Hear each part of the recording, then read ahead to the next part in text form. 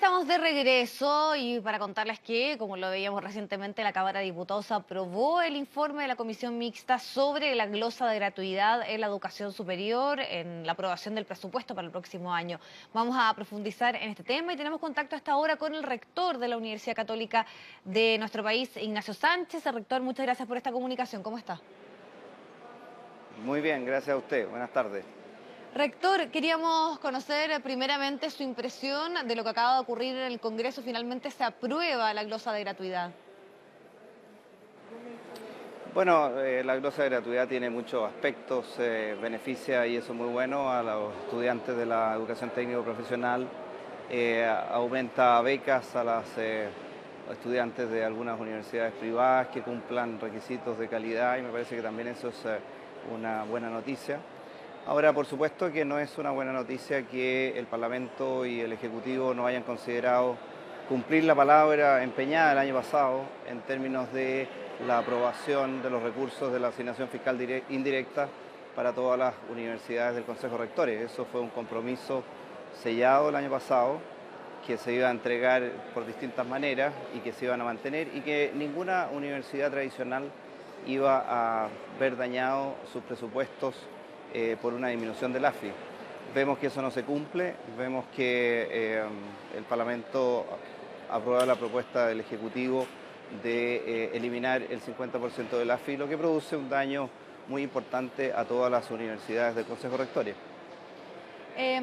Quiero profundizar en el tema que usted está planteando, pero antes de eso, usted es de los que destaca que finalmente se haya dado esta posibilidad de entregarle becas también a quienes estudian en las universidades privadas, pero muchos argumentan que en nuestro país todavía no hay capacidades concretas, por ejemplo, para poder fiscalizar el lucro o, por ejemplo, el mismo Contralor de la República planteó que era poco probable que tuviesen las capacidades de fiscalizar los recursos públicos que se le entregan a estas universidades privadas. ¿Qué le parece ese punto que fue ampliamente abordado también en la discusión del día de ayer?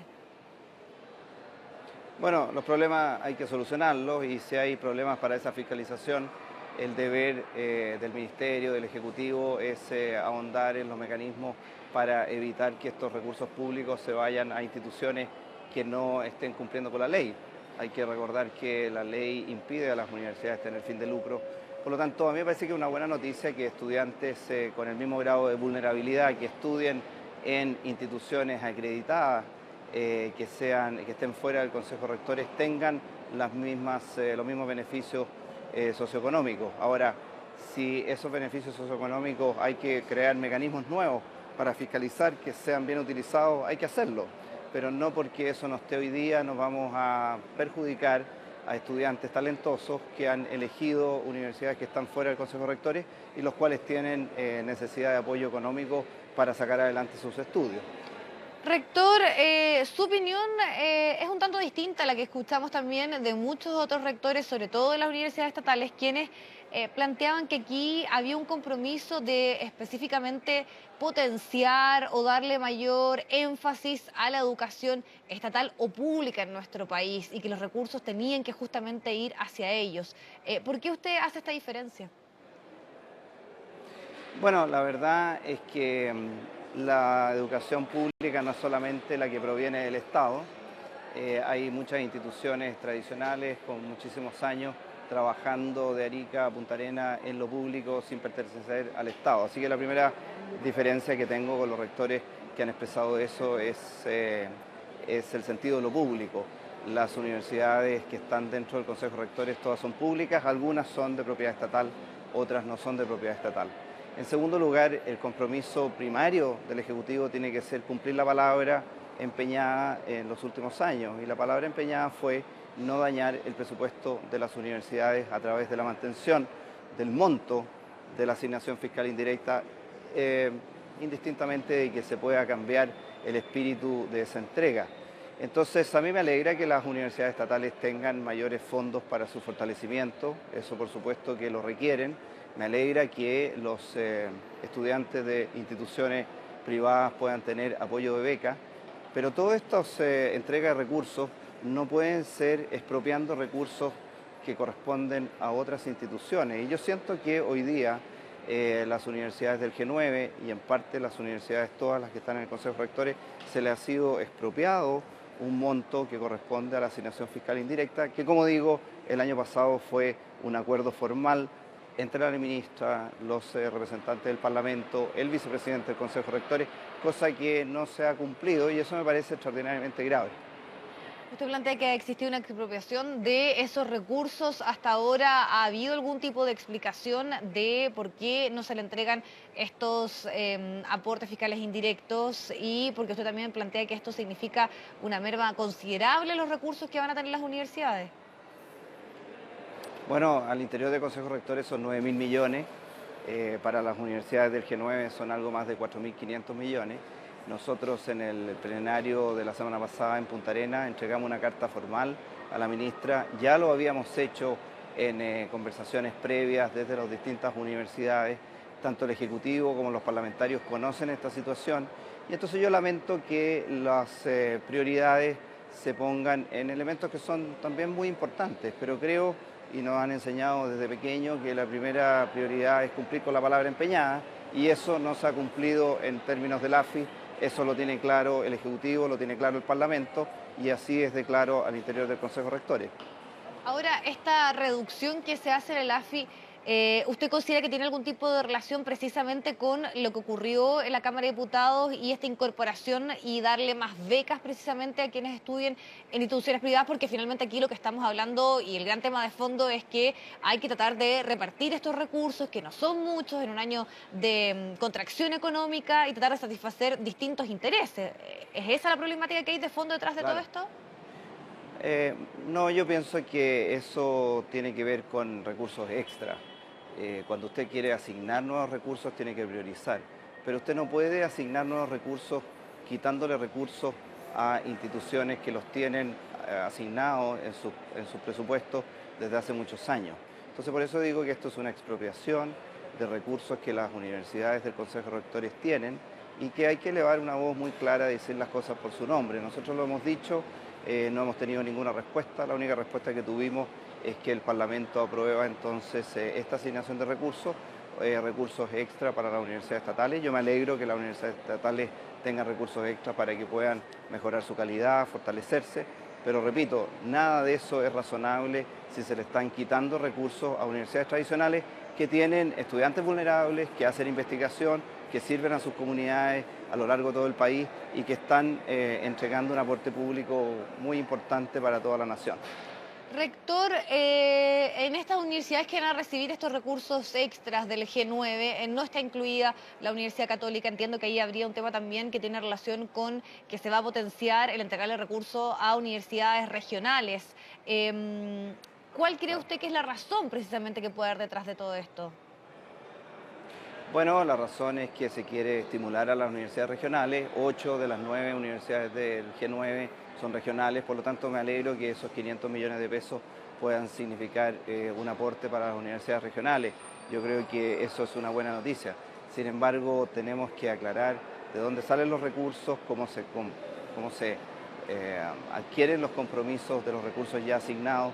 Y si hay recursos extra, me parece que las universidades regionales son las que más lo requieren. Pero de nuevo, no podemos estar retirando recursos que están autorizados desde hace tiempo en los presupuestos de las universidades y que corresponden a los estudiantes que ingresaron el año anterior y que significaron una captación de estudiantes de gran calidad, lo que se reflejaba en el monto del AFI. Ujú.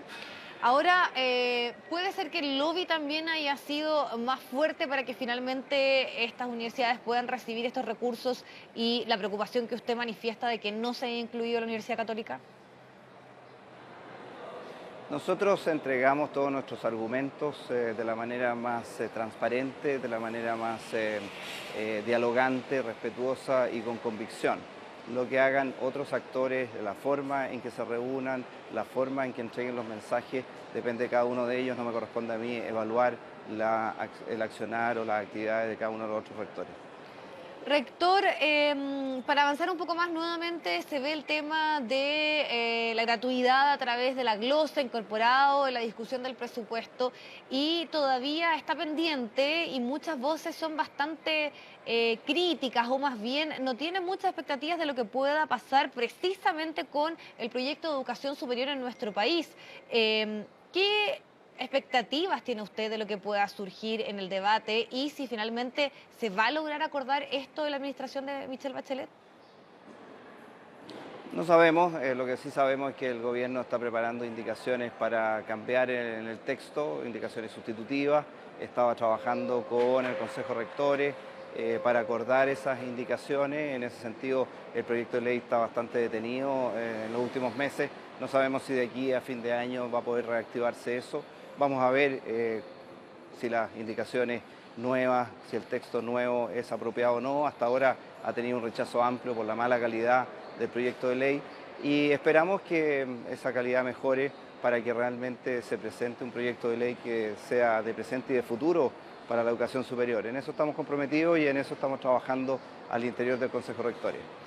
Rector, ayer también conversábamos de este tema con quien encabeza la Universidad de Santiago y a muchos les surge la pregunta de por qué ha sido tan difícil precisamente la tramitación de este proyecto de educación superior, un además proyecto que es emblemático para la administración Bachelet, y por qué no ha logrado dejar conforme a prácticamente ningún sector. Usted que ha sido partícipe de todo este proceso, ¿cuál es su diagnóstico? ¿Cuál es el análisis que hace de por qué ha tenido tanta dificultad y por qué de hecho está la amenaza que ni siquiera se pueda aprobar en el gobierno de Michelle Bachelet? Bueno, yo creo que la respuesta es muy sencilla, po, y yo sé que el rector Solesi también la conoce, porque el proyecto es muy malo. El proyecto no tiene la calidad mínima para poder analizarse, porque el proyecto falla en 4 o 5 aspectos que hemos dicho una y otra vez cuáles son, porque el proyecto no recogió los aportes desde las universidades distintas, estatales, no estatales, privadas, centros de formación técnica. El proyecto se hizo sin considerar todos esos aportes y por lo tanto cuando vemos el resultado final el proyecto no refleja ninguna de las necesidades, requerimientos y proyecciones de futuro de la educación superior. Por lo tanto no es extraño entender por qué el proyecto no ha tenido acogida, porque es muy malo. Rector, y pensando precisamente en que se pueda avanzar en esta materia en concreto en los próximos días, ya estamos, se nos está acabando el año, ¿hay algún tipo de conversaciones que ustedes van a volver a tener con el Ministerio de Educación? ¿En qué proceso está? Usted dice que está todo relativamente estancado, pero ¿hay ahí algún tipo de plazos respecto a cómo se puede reactivar las mesas que en algún momento se tuvieron para avanzar en este proyecto? No conocemos los plazos los pone el Ministerio, no nosotros. Sabemos que las próximas 2 semanas vamos a tener comunicación y conversación directa. Esperamos que con ese aporte que entreguemos desde el Consejo Rectores, el Ministerio pueda afinar mejor un texto que sea más adecuado a las necesidades de la educación superior. Muchas gracias por la conversación. Perfecto, rector. Muchísimas gracias a usted también entonces por su tiempo para conversar de todos estos temas que sobre todo Ya, incumben a la educación superior en nuestro país. Gracias. muy amable, gracias.